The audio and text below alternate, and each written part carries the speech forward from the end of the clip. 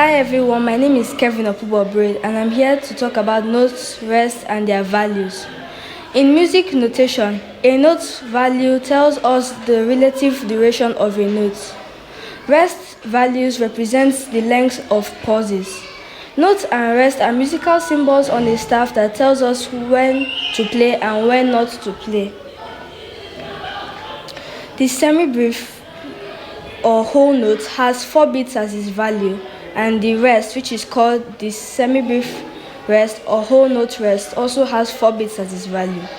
The minim or half note has 2 beats as its value, and the minim rest or half note rest has 2 beats as its value also.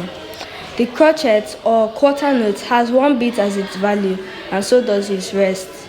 The quaver or 8th note has half a beat as its value, so does its rest. A semi-quaver or 16th note has quarter of a beat as its value, and the rest too has quarter of a beat as its value. Thank you.